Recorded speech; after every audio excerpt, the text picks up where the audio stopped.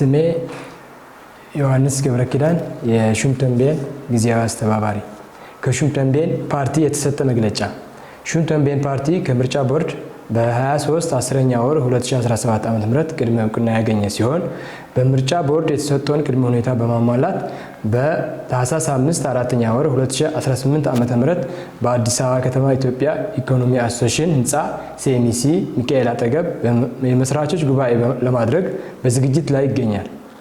በሹምተንቤን ክልላዊ ፓርቲ ሲሆን በተንቤን ህዝብ ያተኮረ ፓርቲ ይዞት የተነሳው ዓላማ ክልላዊ እና ሀገራዊ አጀንዳዊ የያዘ ነው። ፓርቲ እንዲመሰረት ምክንያት የሆኑት ጉዳዮች በህወሓት አገዛዝ የተንቤን ህዝብ እንደ ጠላት ተፈርጆ ግራ የሆነ ስም በማስጠፋት ተንቤንን ወደ 4 አቅጣጫ በመከፋፈል ህዝቡ የጋራ የሆነን ባህሉን ራሱ በራሱ የመስተዳደር ጥያቄን ተንፍጎ ህዝቡ በሰው ሰራሽ ራብ እንዲሰቃይ እንዲሁም እንዲፈናቀል እንዲሳደድና እየተደረገ አስርበ ግዛ የሚል ጥንጋር አመለካከት በህዝቡ ላይ እየፈጸሙት ሞራል ይሄም አልበቃ ብሎም ህዝቡ እንደ ህዝብ በመንግስታዊ መዋቅርና በመንግስት ሚዲያዎችና በአክቲቪስቶቻቸው በህዝቡ ላይ አረም የአጼ ስርዓት ናፋቂ ኢዱ አረና የስየ ደጋፊ ወዘተ የተባለ በጭካኔ በትራቸው በህዝቡ ላይ አኑረዋል። ህዝቡም በመሰረት ልማት ኋላ ቀር እንዲሆንና የተፈጥሮ ጸጋው እንዳይጠቀም ብሎም እንዳይደራጅ የተፈጥሮ ሀብቶች ሌሎች እንዲጠቀሙ ሲደረግ ታሪኩና ባህሉ እንዳይጠበቅ ሲሰራ ኑረዋል።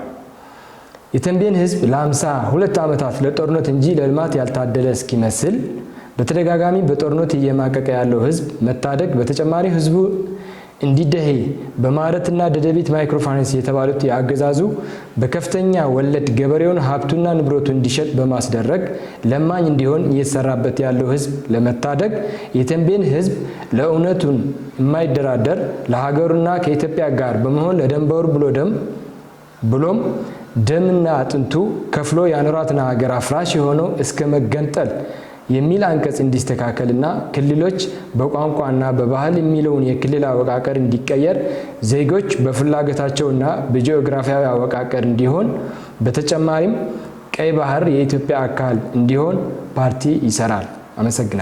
አመሰግናለሁ።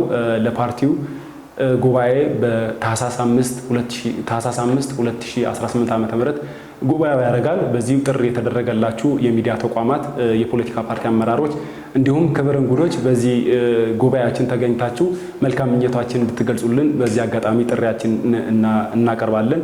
እንዲሁም ለዚህ ለመግለጫችን እንድንሰጥ ፈቃደኛ ሆኖ ወደ ስቱዲዮ ወደ ቢሮአችን መጥተው ቃለ መጠይቅ ያደረገልን ቀረጻ ያደረገልን ሶሎዳ ሚዲያም እጅግ አድርገን ከልብ እናመሰግናለን።